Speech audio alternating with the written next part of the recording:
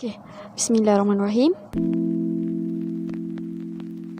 Satu topik yang agak hangat di kalangan para ilmuwan tetapi masih belum dekat dengan para wanita kita, para muslimat kita, iaitu bagaimana wanita di dalam timbangan Islamic worldview.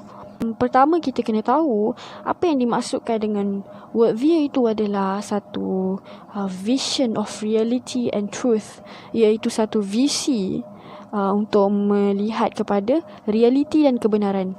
Nah, bagaimana hari ini kita sering dengar orang sebutkan tentang benar dan salah, baik dan buruk. Ada yang kata memperjuangkan kebenaran, tetapi sebenarnya apa yang nak dimaksudkan adalah kebenaran itu adalah sebuah konsep filosofis yang sekiranya kita memahaminya buatkan kita makin firm dalam berislam. Atau biasanya kita sebutkan sebagai konsep realiti, atau kita lebih familiar dengan hakikat. Hakikat. Biasa kita sebut tentang hakikat kebenaran. Nah, apa yang sebenarnya dimaksudkan dengan hakikat itu? Konklusinya, yang dimaksudkan dengan Islamic worldview tadi adalah bagaimana Islam memandang, Islam memberikan satu paradigma ketika memandang isu-isu wanita. Nah, sebab kalau kita hanya mainkan isu-isu peranan-peranan wanita, isu ini tidak akan pernah habis.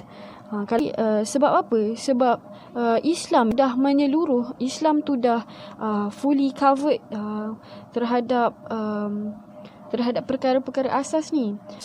Kalau nak kaitkan dengan peranan, kita tak ada keraguan dalam Islam. Sebab apa? Islam membenarkan perempuan kalau nak bekerja, perempuan nak terlibat dalam pendidikan, terlibat dalam bisnes.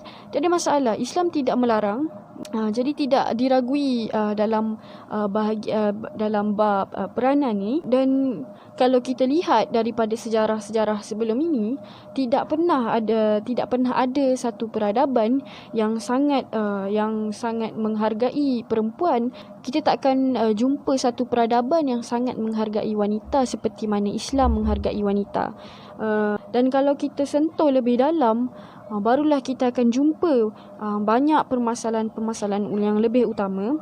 Jadi bagaimana kita nak melihat kepada realiti ni, kita nak melihat pada permasalahan ini, memang dia agak abstrak, dia agak metafisik, benda yang tidak kita lihat.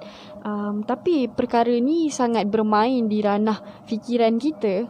Jadi dia sangat berkait dengan worldview ataupun cara pandang kita. Terkait juga dengan cara pandang worldview itu sendiri adalah konsep ketuhanan, moral, etika, kehidupan, ilmu dan manusia dan lain-lain. Kalau kita lihat dengan cara pandang Islam, ini tidak pernah lagi kontradik dengan konsep-konsep yang kita sebutkan tadi. Mungkin ada pun sedikit sahaja. Konsep lain akan mengiktiraf pandangan Islam itu sama dengan konsep-konsep yang seperti yang kita sebutkan tadi. Seperti mana yang Allah sebutkan dalam surah Al-Hujurat ayat 11, inna akramakum indallahi atqakum.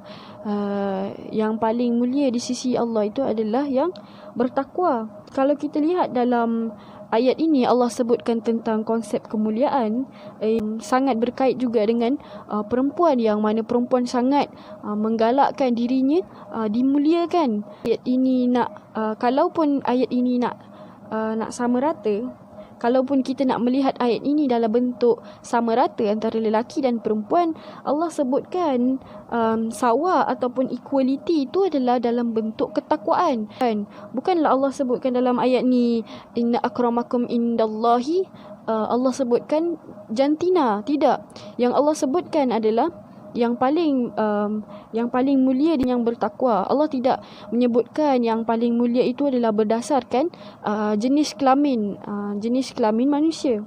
Jadi kalau kita sebutkan tentang peranan lelaki dan perempuan, sebenarnya daripada awal lagi memang sudah berbeza. Kerana apa? Kalau kita lihat softwarenya pun berbeza. software berbeza dan hardware juga sangat berbeza, jelas sangat berbeza.